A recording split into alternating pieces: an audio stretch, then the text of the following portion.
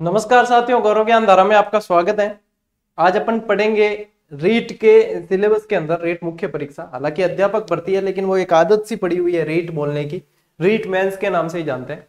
तो ये पढ़ेंगे अपन धार्मिक स्थल। ठीक है, तो धार्मिक स्थल में क्या है कि विद्यार्थी बड़े कंफ्यूज है कि आखिर में पढ़ना क्या है। तो धार्मिक स्थल में साथियों ऐसा है कि धार्मिक स्थल क्या है, जहां धर्म से संबंधित होगी बातें। अब धर्म हिंदू धर्म भी हो सकता है, मुस्लिम धर्म भी हो सकता है। तो धार्मिक स्थल से मतलब है अपने यहाँ पे अपन को पढ़ना है मंदिर और मस्जिद। ठीक है ना। तो मुस्लिम संप्रदाय से रिलेटेड भी अपन देखेंगे, सभी संप्रदाय से रिलेटेड देखेंगे। हिंदू धर्म से संबंधित क्यों, मंदिरों से प्रश्न ज्यादा आते हैं, तो मंदिरों से ज्यादा पढ़ते हुए फिर यानी कि मंदिर वाला टॉपिक जो है, चाहे कोई भी किताब कोई भी गाइड आप पढ़ रहे होंगे तो उसमें भी धार्मिक स्थल के अंदर आपको मंदिर ही टॉपिक दिए होंगे। आज थोड़ी सी आपको हो सकता है असुविधा सी महसूस हो सुनने में, क्योंकि मुंह में थोड़े से वो कहते हैं ना मारवाड़ी में के टांकी पड़ जावे। ठीक है ना, टांकी वो जैसा थोड़ा कुछ है, तो वो फिर भी अपन मैनेज कर लेंगे, कोई दिक्कत नहीं है। ठीक है, चलिए साथियों, अपन पढ़ने जा रहे हैं आज मंदिर।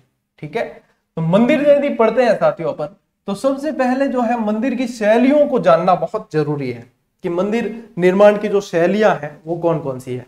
तो यदि राजस्थान के संदर्भ में देखें या अपन एक बार पूरी शैलियां देखें, तो मंदिर की जो प्रमुख शैलियां हैं वो साथियों 3 है।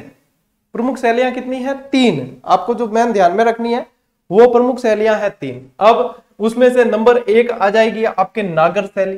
ठीक है, नंबर 1 आ जाएगी नागर शैली, फिर आ जाएगी द्रविड़ शैली, और ये पंचायतन जो है वो पंचायतन इस नागर का ही भाग समझो आज आप, क्योंकि ये इसकी उपशैली होगी। जैसे आपके भूमिज शैली है, तो भूमिज शैली भी इसकी उपशैली जैसी हो गई। ठीक है ना। फिर ये आ गई बेसर शैली। तो बेसर क्या है कि बेसर मिश्रित है। ठीक, अब इसमें देखो जो नागर शैली है, तो नागर शैली और द्रविड़ शैली, ये ध्यान रखना। राहुल द्रविड़ वगैरह थे नाम सुनी होड़ा है। ठीक है, तो द्रविड़ वगैरह नाम सुनो तो द्रविड़ यानी कि आपको पता चल जाएगा कि ये दक्षिण भारत की बात हो रही है। ठीक, ऐसे याद नहीं रहे तो ऐसे याद रख लेना कि ये द जो है ना, ये द यानी कि द से दक्षिण है। ठीक है, क्या ध्यान रखना है कि द से दक्षिण है। ठीक, तो सर क्या नागर शैली क्या ध्यान रखा, नागर शैली जो है साथियों उत्तर भारत के अंदर है। ठीक है, नागर शैली उत्तर भारत में यानी कि नॉर्थ, न से नॉर्थ, न से नॉर्थ। ठीक है ना, और साउथ नीचे होता है तो द से दक्षिण अपन ने कर दिया। तो ये तो सबसे पहले अपन याद कैसे रखें वो चीज है, क्योंकि ये बताना बहुत जरूरी है याद कैसे रखें। तो मैटर के लिए आप नहीं देखते हो, मैटर आपके पास मेरे से अच्छा मैटर होगा भले, लेकिन आप ये क्लासेस देखते हो ताकि आपको चीजें याद हो जाए। जैसे अंजू मैडम वाला प्रश्न देखो आया है ना, आपको इस्माइल याद करवाई थी और फर्स्ट ग्रेड के अंदर, हालांकि फर्स्ट ग्रेड में तो प्रश्नों की बारिश हुई क्योंकि मेहनत की है, तो साथियों अच्छा भी है। चलिए, नागर शैली।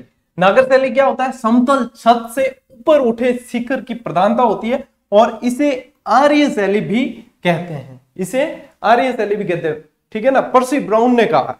अब पर्सी ब्राउन का एक कल सवाल आया था। ठीक है, स्थापत्य कला का रत्न, स्थापत्य कला का मोती दे दिया उन्होंने, और ये बहुत अच्छी तरीके से बताया भी था कि तुर्की सुल्ताना का महल है। जब क्लास ली थी तब भी बताया, वन लाइनर में भी दिया और टेस्ट सीरीज में भी दिया, सब जगह।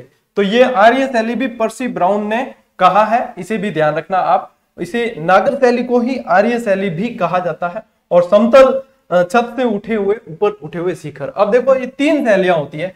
नंबर 1 तो है नागर शैली, नंबर 2 है आपकी द्रविड़ शैली। ठीक है, द्रविड़ में ऊपर उठे हुए शिखर होते हैं, ये द्रविड़ शैली है नंबर 2, और नंबर 3 है आपके बेसर शैली।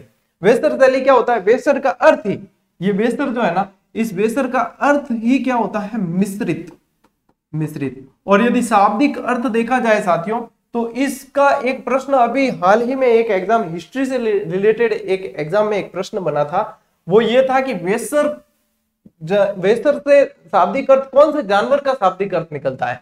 तो इसका शाब्दिक अर्थ निकलता है साथियों खच्चर से।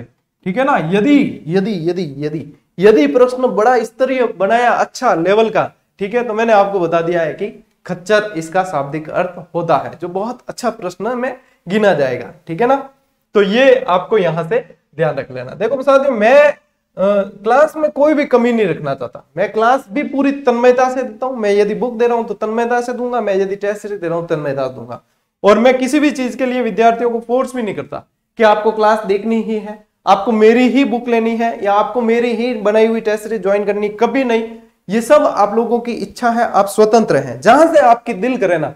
अंतिम लक्ष्य साथियों सिर्फ सिलेक्शन है, ध्यान रखना, जहां से मन करे वहां से, लेकिन पढ़े जरूर, ठीक है। मैंने एक सुविधाएं उपलब्ध करवाई आप लोगों के लिए, खासकर उस वर्ग के लिए जो आर्थिक रूप से इतना सक्षम नहीं है, बस उनको ध्यान में रखते हुए एक प्लेटफॉर्म उपलब्ध करवाया। बाकी मैं कोई ऐसे कोई तोप या 30 मार खा नहीं हूं जो मुझे सब पता चले, बस एक प्रयास करते हैं, ठीक है साथियों। द्रविड़ शैली द से याद रखना कि दक्षिण भारत में कृष्णा से कन्याकुमारी तक अधिकता है। इन मंदिरों की अधिकता कहां है? कृष्ण आपके दक्षिण भारत में, कृष्णा से कन्याकुमारी तक, कृष्णा नदी से कन्याकुमारी तक। तो ये द्रविड़ शैली होती है। इसमें क्या होता है? शिखर नुमा, पिरामिड नुमा मंदिर, पिरामिड नुमा होते हैं, ठीक है ना। इसमें ये उत्तर भारत में अपने कैसे मंदिर है, यहाँ उत्तर भारत में जैसे राजस्थान में कैसे मंदिर है ज्यादातर, तो ये है। द्रविड़ शैली का मंदिर देखना हो तो पुष्कर का रंगनाथ मंदिर बेहतरीन उदाहरण है, ठीक है। तो द्रविड़ शैली के मंदिर शिखर नुमा, अपने साउथ के मंदिर कैसे होते हैं? ऊंचे ऊंचे ऊंचे पिरामिड, तो वो है द्रविड़ शैली साउथ में, ठीक है। राहुल द्रविड़ याद रख दीजिए। फिर बात करें, ये हो गया, चलिए वेसर मैंने आपको बता दिया, नागर प्लस द्रविड़ दोनों का मिश्रण जो है वो वेसर है, और इसे साथियों चालुक्य शैली भी कहते हैं। अब देखो तरह तरह की पुस्तकें, तरह तरह की बातें, जो मेरे अकॉर्डिंग बिल्कुल सही। काफी सारे विद्यार्थी मुझे ही पूछते हैं, सर आपने ये पढ़ाया और हमने ये पढ़ा, सही क्या है? तो भाई मेरे अनुसार तो जो सही है वो तो मैंने बता दिया, और मुझे ही वापस पूछोगे तो मैं ये सही है वो ही बताऊंगा। लेकिन आप लोगों को लगता है कि यदि कोई दूसरा सही है, सर ने गलत बता दिया, तो आपका जहां से दिल करे वो मानना, ठीक है। जबरदस्ती किसी के साथ नहीं है। हालांकि मैं जितनी जानकारी होती है ठोक बजा के देने की कोशिश करता हूं, और यदि मुझसे कोई गलती होती है तो मैं एक्सेप्ट करके उसको सुधरवा देता हूं, चाहे टेलीग्राम में बताऊं चाहे अगली क्लास में बताऊं। तो ये चीज ना पूछा करें सर हमने ये पढ़ा फलाना, ये इतनी किताबें हैं, इतनी जात की किताबें हैं, इतनी सारे सब कुछ चीजें हैं, तो कहीं ना कहीं तो मिसमैच या कहीं ना किसी न किसी को शंका होगी, और आप लोगों की संख्या बहुत ज्यादा है, ठीक है। तो सब की पर्सनली शंका समाधान नहीं किया जा सकता। तो अब साथियों देखें, यदि अपन ये नागर शैली का है तो नागर शैली के मंदिर में बहुत सारी चीजें इसके उपभाग होते हैं, ठीक है। यदि देखेंगे तो अपन मंडप होता है, ठीक है।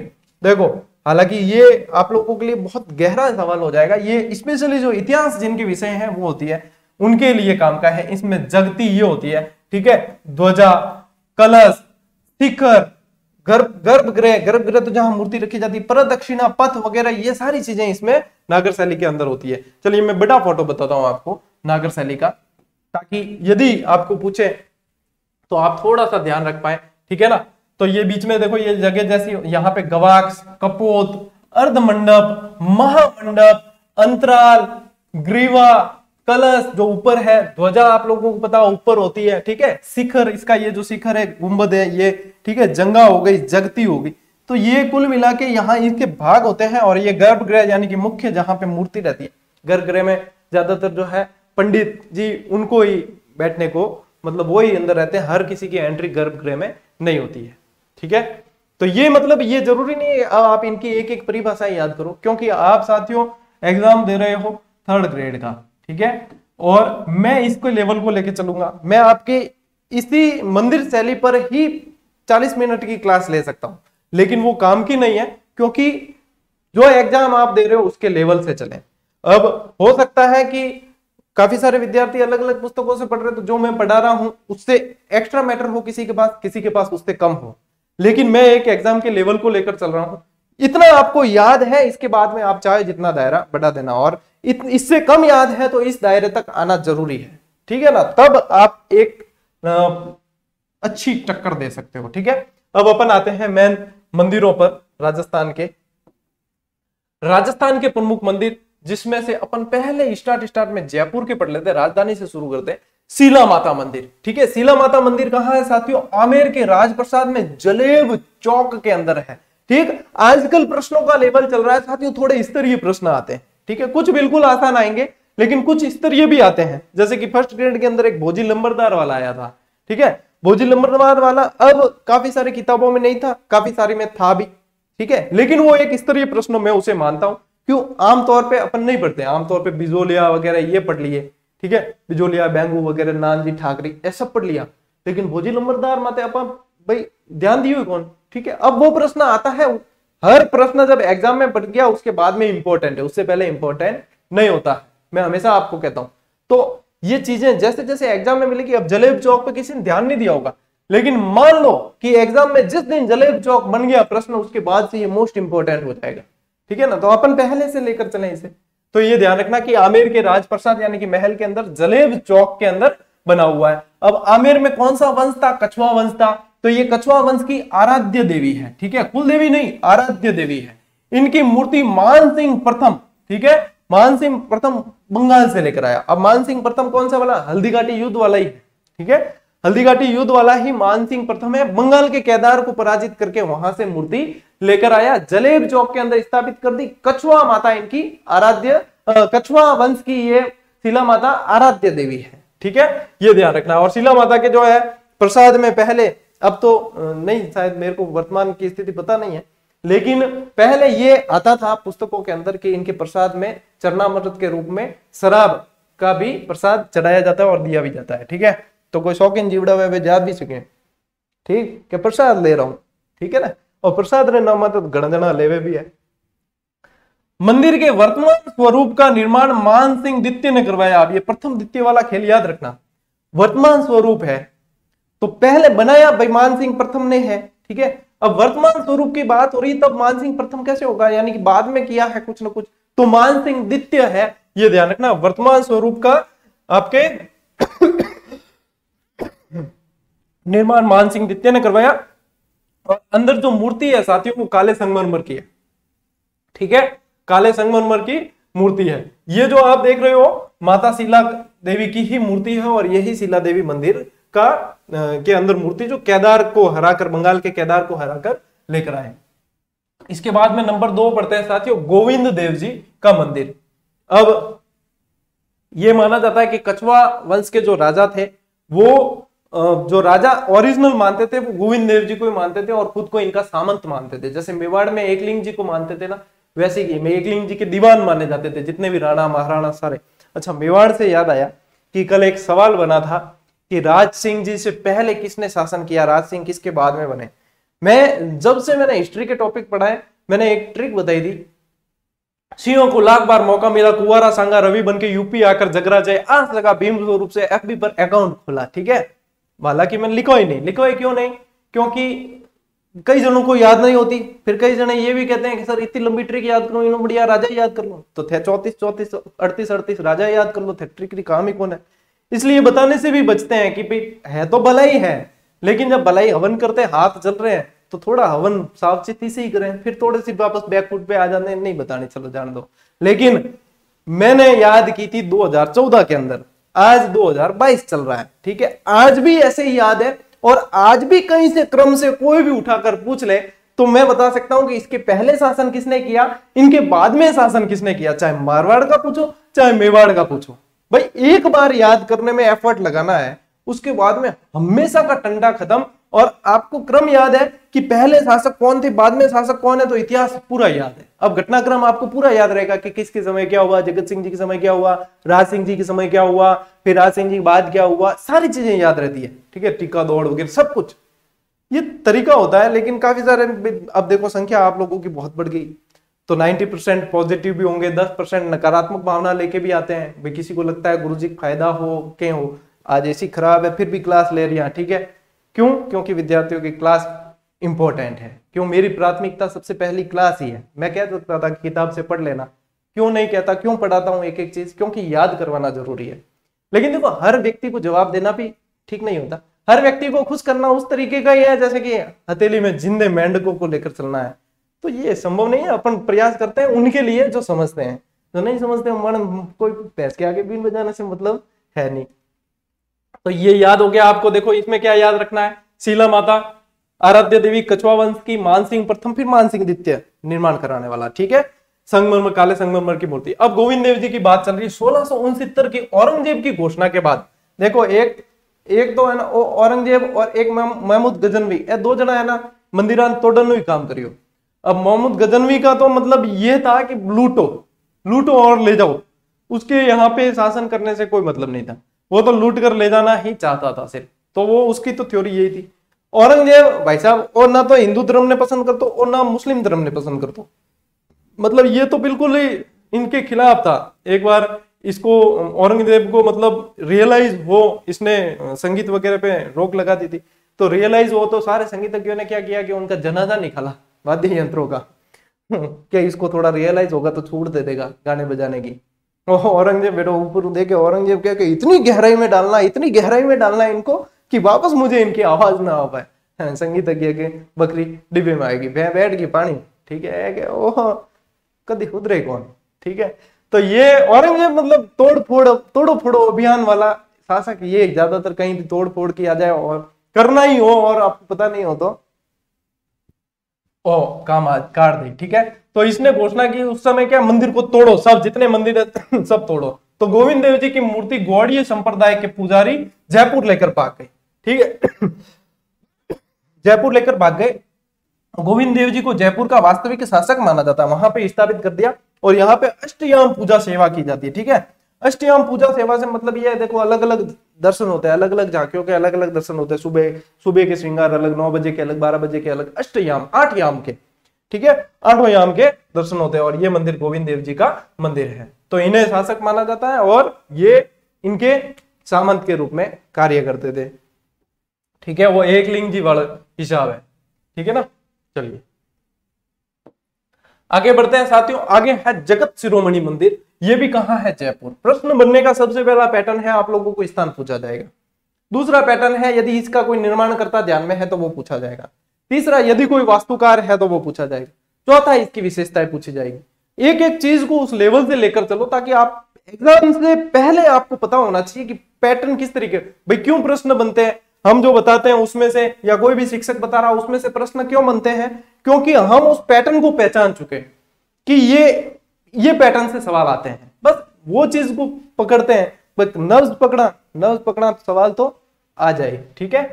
तो देखो निर्माण जो है, मानसिंह प्रथम की रानी कनकावती, ठीक है। जगत शिरोमणि का मंदिर किसने, कनकावती ने बनाया, और कनकावती ने अपने पुत्र जगत सिंह की याद में बनाया, इसीलिए जगत शिरोमणि मंदिर कहा जाता है। जगत सिंह की मृत्यु हो गई थी एक अभियान के दौरान, तो उसमें इसकी याद में जो है कनकावती ने बनवाया। मान सिंह की रानी कनकावती ने बनाया। अब मान लो कि मान सिंह भी आ जाए ऑप्शन में और कनकावती भी आ जाए, हालांकि ऐसा होता नहीं है, लेकिन आए तो कनकावती ने बनवाया है, ठीक है। तो रानी जी आ गए, यूं भी राजा जी कोई ध्यान नहीं है, ठीक है। आदि आबादी यहां स्थापित भगवान कृष्ण की प्रतिमा चित्तौड़ से लाई गई थी, जिसकी आराधना या पूजा मीराबाई करती थी, इसलिए इसे मीरा मंदिर के नाम से भी जाना जाता है, ठीक है। इसलिए इसे मीरा मंदिर के नाम, मीरा जी पूजा करती थी, वही मूर्ति लाई गई यहां पे स्थापित कर दी, तो इसलिए इसे मीरा मंदिर भी कह दिया जाता है। यही जगत शिरोमणि मंदिर है। निर्माण कौन कराया, कनकावती कराया। कनकावती की नहीं लुगाई, मान सिंह प्रथम की लुगाई, ठीक है। कनकावती की नहीं लुगाई, मान सिंह प्रथम की लुगाई, और आने मतलब संतान कौन, जगत सिंह जी। जगत सिंह जी और पुगा, तो जगत सिंह जी याद में जगत शिरोमणि मंदिर बनाई दियो, ठीक है। मूर्ति कटू लाई, चित्तौड़ लाई, पूजा कौन करती, मीराबाई करती, इन वास्ते मीरा मंदिर भी कह दिया करे, ठीक। बस इतनी है, अब ज्यादा ध्यान नहीं करनी। कल की मंदिर, अब कल की यानी कि कल की अवतार, कल की अवतार विष्णु जी का वर्तमान कलयुग में जो अवतार कहते हैं कि लिया जाएगा, वो कल की अवतार है। और कल की मंदिर जो है वो आपके जयपुर के अंदर है। जयपुर की बड़ी चौपड़ में कलयुग का विष्णु अवतार माना जाता है, और निर्माण 1739 में सवाई जयसिंह द्वारा करवा दिया गया था। सवाई जयसिंह द्वारा निर्माण करवाया बड़ी चौपड़ के अंदर, ठीक है। और जयपुर वाले तो यहाँ कई बार गए भी होंगे। तो विष्णु जी का वर्तमान कलयुग में अवतार जो लेंगे वो वाला बताया गया है यहाँ पे, ठीक है ना। गलता जी मांद्रा गणा है, बांद्रा भी एड़ा है, और देखो बंदोरो फोटो दियो मैं थाने, बांद्रा भी एड़ा है, मैं हुनियो है कि बांद्रा भी एड़ा जो मोबाइल पर्स वगैरह ले जा लोग, और बाद में फ्रूटी खिलाओ, और कोई मतलब चश्मा वगैरह ले जाए, ठीक है। टूरिस्ट चश्मे वगैरह पहनते हैं, ठीक है। मेरे जोड़ो कोई शौकीन में चश्मा वगैरह पहन रहा है तो चश्मे ले जाते हैं, टोपी ले जाते हैं, वो सब ऐसे ले जाते हैं, ले जाकर ऊपर बैठ जाते हैं पेड़ पे, फिर उनको उनकी पसंदीदा कोई चीज देनी पड़ती, कोई फ्रूटी है, कोई खाने पीने का, तब जाकर वो एडा बांद्रा बड़ा खतरनाक गणा है, ठीक है। तो गालव ऋषि द्वारा, गालव ऋषि की तपोस्थली है ये, उत्तर तोताद्री भी कहते हैं इसको, ठीक है। जयपुर का बनारस कहा जाता है, छोटी काशी कहा जाता है, और मंकी वैली कहा जाता है, ठीक। बंदर से आपको ये तो याद रह ही जाएगा बंदर के फोटो से कि मंकी वैली कहा जाता है, ठीक है। गालव ऋषि की तपोस्थली रही है, ठीक। अब देखो ये जो है साथियों कृष्णदास पयोहरी द्वारा स्थापित है। ठीक है, कृष्णदास पयोहरी, पयोहरी इसलिए कहते थे कि दूध पे जिंदा रहते थे, ये अनाज वगैरह नहीं खाते थे। और इनके ही शिष्य अग्रदास जी जिन्होंने रसिक संप्रदाय की स्थापना की। ठीक है, तो ये वैसे संत संप्रदाय के अंदर पढ़ाया भी था और पढ़ा देंगे और भी। ठीक है, तो ये जो है कृष्णदास पयोहरी द्वारा जिन्होंने अपने शैव धर्म के चतुर्दास जी को शास्त्रार्थ में पराजित किया था, वो कृष्णदास पयोहरी। फिर देखो लाडली जी का मंदिर, लाडली जी का मंदिर कहां है? जयपुर में, जयपुर के रामगंज में स्थित है लाडली जी का। ठीक है, ठाकुर जी श्री किशोरी रमन जी मंदिर को ही लाडली जी, यानी कि ये इस नाम से भी आ सकता है कि किशोरी रमन जी मंदिर। ठीक है, इसी को ही लाडली मंदिर भी किया जाता है। अब देखो याद ऐसे रखना, किशोरी लाडली। ठीक है, दो शब्द को कॉम्बिनेशन बैठ जाएगा और आपको याद रह जाएगा जयपुर। ठीक है, तो ये हो गया। फिर बात करते हैं साथियों लक्ष्मी नारायण जी मंदिर। ठीक है, लक्ष्मी नारायण जी मंदिर कहाँ है? जयपुर के अंदर है। वैसे लक्ष्मी नारायण जी मंदिर गुजरात वाला, अहमदाबाद वाला, वो भी फेमस है। आमेर नरेश पृथ्वीराज कछवा की रानी बालाबाई द्वारा ये निर्माण करवाया गया। आमेर नरेश पृथ्वीराज कछवा की रानी। ठीक है, पृथ्वीराज कछवा पहले हुआ था आमेर का, तो उसके समय इनकी रानी बालाबाई द्वारा इस मंदिर का निर्माण करवाया गया। ठीक है, वीर हनुमान मंदिर सामोद, ये सामोद हनुमान जी भी कह दिया करें। ठीक है, सामोद जयपुर के अंदर हनुमान जी की वृद्ध प्रतिमा वाला मंदिर है ये। ठीक है, यहाँ पे हनुमान जी की वृद्ध प्रतिमा है और इसकी पूजा की जाती है। तो सामोद जयपुर वृद्ध प्रतिमा पूछ सकते हैं। मूर्ति का एक पैर जमीन में धसा हुआ है। ठीक है ना, मूर्ति का एक पैर जमीन के अंदर धसा हुआ है। सामोद से, जयपुर से कोई क्लास देख रहे होंगे विद्यार्थी, तो उन्होंने दर्शन भी किए होंगे, वो उनको पता है। चरण मंदिर, चरण मंदिर का मतलब क्या है? चरण मतलब पैर। ठीक है ना, तो गुरु जी थार चरण कटे, कई जन आप कमेंट करिया करें। तो चरण मंदिर का मतलब भी यहाँ पे पैर से ही है। तो देखो जयपुर में जयगढ़ व नाहरगढ़ के मध्य स्थित है। मान्यता के अनुसार श्री कृष्ण यहाँ गाय चराने आते थे, तो उनके पद चिन्ह यहाँ पे मिलते हैं, सुरक्षित है, इसलिए इसे चरण मंदिर कहा जाता है। तो चरण मंदिर भी कहाँ है? नाहरगढ़ और उनके बाद जयपुर के अंदर। ठीक है, फिर बात करते हैं साथियों बिड़ला मंदिर। बिड़ला मंदिर निर्माण गंगा प्रसाद बिड़ला चैरिटेबल ट्रस्ट द्वारा, इसीलिए बिड़ला मंदिर कहा जाता है। वैसे मंदिर लक्ष्मी नारायण जी का है। लक्ष्मी नारायण जी की मूर्ति है। एशिया का प्रथम वातानुकूलित संगमरमर से निर्मित मंदिर है। संगमरमर से निर्मित है पूरा। ये देखो, ये जो देख रहे हो आप, ये बिड़ला मंदिर ही है, वो पूरा का पूरा वातानुकूलित है। ठीक है ना, अटे ऐसी नहीं दिख रही है, मैं था ऐसी बता दूं, अटे शायद है। ठीक है, चलिए साथियों ये ध्यान रखना। और फिर आ जाते हैं अपन थोड़े से अजमेर के मंदिर भी देख लेते हैं। जयपुर से आते आते अजमेर के भी देख लेते हैं। अब अजमेर के मंदिरों में सबसे ज्यादा जो साथियों प्रसिद्ध और पूछा जा सकता है जो परीक्षा के हिसाब से, वो है सोनी जी की नसिया। ठीक है, कहां है? अजमेर के अंदर।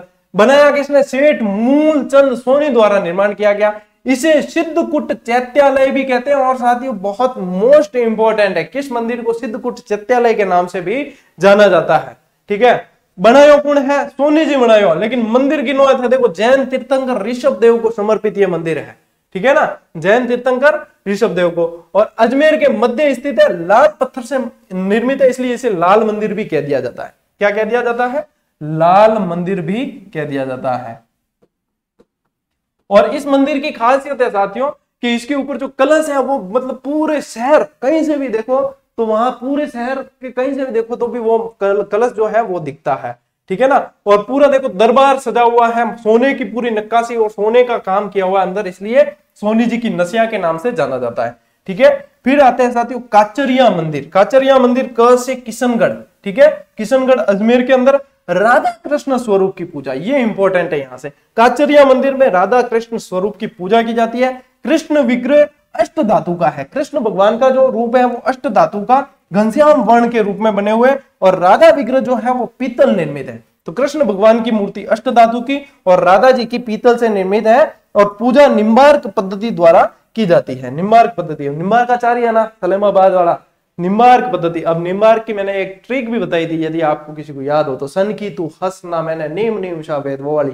ठीक है, तो ये निम्बार्क संप्रदाय, सनकादिक, हंस संप्रदाय, द्वैता द्वैत, भेदा भेद, इतने सारे नाम है। भास्कराचार्य इनका बचपन का नाम था वगैरह, ये सारी चीजें संत संप्रदाय के अंदर आपको न सिर्फ पढ़ाई बल्कि याद करवाई यदि किसी ने ध्यान दिया है। ठीक है ना, जीके इतना भी कठिन नहीं है, बस पढ़ने की शैली आनी चाहिए। तो ये निम्बार्क संप्रदाय। ठीक है। फिर देखो पुष्कर मंदिर। अब पुष्कर मंदिर जो है साथियों विश्व का पहला ब्रह्मा मंदिर है, ठीक है। ब्रह्मा मंदिर में बारे में ये मान्यता है कि ब्रह्मा जी के मंदिर की जो मूर्ति की स्थापना करता है यानी प्राण प्रतिष्ठा करता है, उसे अगले सूर्योदय से पहले पहले प्राण त्यागने पड़ते हैं या फिर उसके प्राण पखेरु उड़ जाते हैं, ठीक है। ये इसीलिए पूरे विश्व के अंदर बताते हैं कि ब्रह्मा मंदिर जो व्यवस्थित ब्रह्मा मंदिर स्थापित है वो 3 ही है। सबसे पहला आपके पुष्कर वाला है, दूसरा आपके छिंच बांसवाड़ा के अंदर, और फिर एक है आपके आसोतरा के अंदर, ठीक है, आसोतरा बलोदरा के अंदर केतेश्वर महादेव महाराज का वो, ठीक है। तो ये 3 मंदिर है ब्रह्मा मंदिर। तो ये वाला जो मंदिर है साथियों ये आदि गुरु शंकराचार्य द्वारा इनका निर्माण किया गया, ठीक है, शंकराचार्य जी द्वारा। लेकिन वर्तमान स्वरूप जो है वो याद रखना है गोकुल चंद पारिक द्वारा वर्तमान स्वरूप बनाया गया।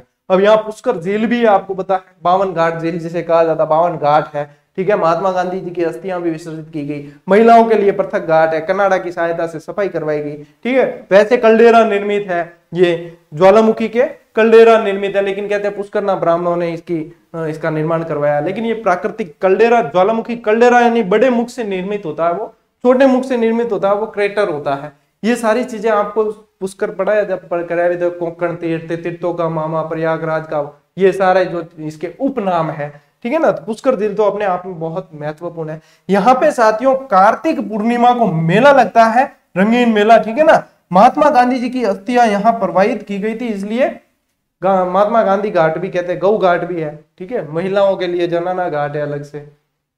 बहुत सारी चीजें जो पुष्कर से रिलेटेड आपके पढ़नी है आपको, ठीक है। प्रश्न तो भैया आएंगे। अब आगे बढ़ते हैं साथियों, रंगनाथ मंदिर। रंगनाथ मंदिर का रामानुज शाखा का द्रविड़ शैली का मंदिर है, ठीक है। ये भी कहाँ है? पुष्कर के अंदर ही है। कहाँ है? क्योंकि मैंने आपको स्टार्ट में कहा था द्रविड़ शैली का मंदिर यदि आपको पढ़ना है तो रंगनाथ मंदिर ध्यान रखना। तो पुष्कर शैली का या रामानुज शाखा का द्रविड़ शैली का मंदिर है, ये पुष्कर का ही है। निर्माण किसने करवाया? सेठ पूर्णमल ने करवाया है। कहाँ है? पुष्कर में निर्माण करवाया पूर्णमल ने, ठीक है। रंगनाथ मंदिर भगवान विष्णु और लक्ष्मी की सिंह पर सवार मूर्ति है, और ये साथियों आने वाले समय में इंपॉर्टेंट प्रश्न के अंदर आ सकता है। देखो पहले कोई इंपॉर्टेंट नहीं है, जिस दिन एग्जाम में बनाना उस दिन सभी छाती ठोक कर कहेंगे कि ये इंपॉर्टेंट है, ठीक है। क्योंकि जब तक उसकी वैल्यू तब तक नहीं है जब तक वो आया नहीं, जब तक आया तो फिर सबने वैल्यू जान ली, ठीक है ना। अब देखना ये बोजी साहब जो है ना, बोजी लंबरदार, ये अब आपको हर किताब, हर टेस्ट सीरीज, हर प्लेटफॉर्म पर पढ़ने को मिलेगा, ठीक। इतने समय कोई ध्यान नहीं देते थे, क्या 2-4 जनों जिन्होंने ध्यान दिया उनको पता है। बाकी अब जो है हर जगह आपको सबसे पहले ये पढ़ाया जाएगा कि ये ध्यान रखना, क्यों? क्योंकि प्रश्न परीक्षा में बन चुका, लेकिन पहले से आपको पता होना चाहिए कि ये चीजें इंपॉर्टेंट है जो बन सकती है, ठीक है ना। तो ये चीजें जब साथियों जब अपन पहले से तैयार रहते हैं तभी हम इतने टफ कंपटीशन में अपने आप को आगे रख पाते हैं। ये सारी चीजें आप लोग ध्यान दोगे तो सक्सेस कहीं भी नहीं जाएगी, ठीक है, आएगी जग मार के। वराह मंदिर, वराह मंदिर जो है पुष्कर के अंदर है। अर्नोराज, चौहान शासक अर्नोराज द्वारा, जिसे आनाजी भी कहा जाता है, ठीक है ना, तो अर्नोराज द्वारा निर्मित है। इसका जीर्णोद्वार सवाई जय सिंह द्वारा 1727 में करवाया गया, ठीक है। अब वराह मंदिर, वराह अवतार भी विष्णु जी का अवतार है, वराह अवतार भी विष्णु जी का अवतार है। और वराह अवतार क्यों धारण किया था, मैं शॉर्ट में बताता हूं एक चीज। एक हिरण्याक्ष नाम का राक्षस हुआ था। देखो हिरण्यकश्यप अलग है और हिरण्याक्ष अलग है, ठीक है ना। हिरण्यकश्यप वो पहला वाला वो अलग है। कई जना विद्वान साथी अब कहते गुरुजी थे तो हिरण्याकश्यप ने हिरण्याक्ष बोल दिया था तो की आवे कौन। हालांकि मैं कहूँ सबने कहूँ, मैं हमेशा कहता हूँ मैं वन बुद्धि बालक हूँ, ठीक है, कभी गलतियां भी कर सकूं, नॉलेज भी थोड़ा कम है, ठीक है, बाकी सब मुकाबले थोड़ा कम नॉलेज है। आवे भी तो कौन है तो भी पढ़ा रहे हैं, ठीक है, कि कटे कटे जितो आवे भी तो बतावा, ठीक। तो हिरण्याक्ष नाम का एक राक्षस था जिसने पूरी पृथ्वी को समुद्र के अंदर डुबा दिया था। तो इन्होंने वराह अवतार लिया विष्णु जी ने, और ये देखो पृथ्वी को वापस निकालकर बाहर लेकर आए। बस शॉर्टकट में याद रखो, क्योंकि परीक्षा के अंदर आपको कथा नहीं पूछी जाएगी, इसलिए ये शॉर्ट में बता दिया कि ये वराह अवतार, ठीक है। तो वराह मंदिर कहाँ है आपके, हालांकि वराह मंदिर राजस्थान में और भी है, लेकिन ये वराह मंदिर जो है उसका आपको ध्यान रखना है कि अर्नोराज द्वारा निर्मित है और जीर्णोद्वार सवाई जयसिंह ने 1727 में करवाया, ठीक था। रमा मैकुंठ मंदिर कहाँ है? पुष्कर अजमेर के अंदर। निर्माण डीडवाना के सेठ मगनीराम बांगड़ द्वारा।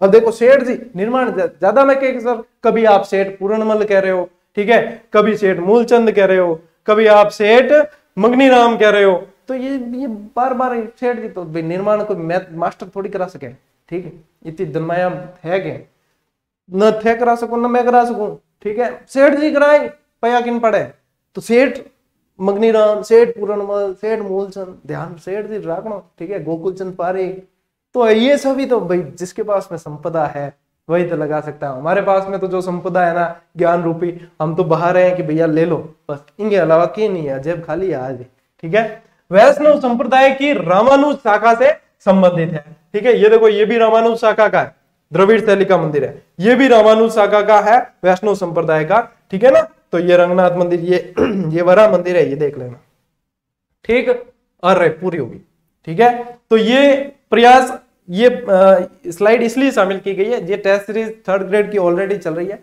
लेकिन सभी को ज्वाइन करनी जरूरी नहीं है, क्योंकि ये अनिवार्य नहीं है। ये प्रयास जो किए जा रहे हैं साथियों टीम जीजीडी द्वारा, उससे अवगत करवाया है कि यदि कहीं आपकी टेस्ट सीरीज आपकी ज्वाइन करने की इच्छा ही है और आपको विश्वास भी है, तब आप जो है कहीं 300-400 रुपए की एफर्ट नहीं कर पा रहे हैं, एक बढ़िया बेहतर टेस्ट सीरीज आपको अभ्यास करना चाहिए, तो बिल्कुल नाम मात्र के शुल्क पे बेहतरीन अभ्यास और प्रमाण क्या देने हैं, बड़ा बड़ा टेलीग्राम देख लेना 1st ग्रेड के अंदर अपने आप को, हर एग्जाम के अंदर, 1st ग्रेड नहीं, यहाँ पर रीट पात्रता है, पीटीआई है, हर एग्जाम के अंदर विद्यार्थियों की उम्मीद पे बिल्कुल खरी उतरी है, क्योंकि टीम ने मेहनत की है। देखो मैं अकेला इस पे मेहनत नहीं करता हूँ, टीम में बहुत सारे योग्य गवर्नमेंट पोस्टेड टीचर हैं जो इस टेस्ट सीरीज पे मेहनत करते हैं, बिल्कुल वो उस लेवल को देख कर लाते हैं सवाल कि एग्जाम में पूछा क्या जाता है, तब तो सवाल कैसे आते हैं। आप भोजी लंबरदार दिया हुआ था, बस भोजी लंबरदार छोड़ो, आप दूसरे सवाल देखो जैसे तुर्की सुल्ताना महल वालों, ठीक है, ये सब क्यों?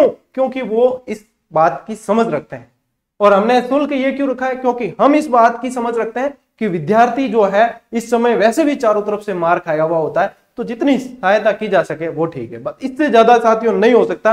तो इसीलिए कह रहा हूं अनिवार्य नहीं है, यदि किसी को अभ्यास की आवश्यकता ही पड़ती है तब जाकर ही उसे ज्वाइन करना है, किसी के देखा देखी नहीं करना है। ऐसा भी नहीं है कि आप इसे ज्वाइन नहीं करोगे तो क्या आपका सिलेक्शन नहीं हो सकता, हो सकता है सिलेक्शन न इसे ज्वाइन करने से, न मेरी किताबें ही पढ़ने से, बल्कि सिलेक्शन होगा आप लोगों के समर्पण से, आप लोगों के लक्ष्य के प्रति समर्पण से, आप लोगों की मेहनत से सिलेक्शन। ये सारी चीजें निमित्त है, मैं भी निमित्त हूं, मेहनत आप लोगों को करनी है, सिलेक्शन आपकी मेहनत ही दिलाएगी और वो क्रेडिट भी आपको ही जाएगा, ठीक है। बाकी अपने टेलीग्राम पे बाकी सारी सूचनाएं पड़ी है, ठीक है, पीडीएफ वगैरह सारी। और 1st ग्रेड की यदि कोई तैयारी कर रहे हैं तो कल जो है करंट की जितनी भी मैंने क्लासेस ली थी, मेगा क्लास वगैरह, योजना वगैरह सारी, उन सभी की पीडीएफ कल वापस डाली थी टेलीग्राम पे, देख लेना। और उसके अलावा आप सभी को ये चीजें पता है। तो ये मंदिर, आज बहुत सारे मंदिर, वैसे 3-4 क्लासें चलेगी साथियों मंदिर की, मंदिर मस्जिद वगैरह, क्योंकि धार्मिक स्थल जितने हैं अपन सारे पढ़ने की कोशिश करेंगे। और उसमें भी इंपॉर्टेंट फैक्ट, ऐसा नहीं है कि मैं अनर्गल मसाला लेकर आ जाऊं कि हाँ विद्यार्थी अब बहुत बड़े फैन हो गए, या ऐसे ऐसा कुछ भी नहीं है साथियों। मैं आप लोगों के बीच में से निकला हूं और आप लोगों के बीच में ही हूं। बस ये है कि थोड़ा सा मैनेज करना मुश्किल हो जाता है जब चाहने वाले ज्यादा होते हैं। तो ये क्लासेस ऐसे ही चलेगी आप लोगों के, आप निश्चिंत रहें, जितना प्रयास हो सकता है उससे बढ़िया करने की कोशिश करेंगे। मिलते हैं साथियों अगली क्लास में, अगले वीडियो में, तब तक के लिए राम राम, जय हिंद।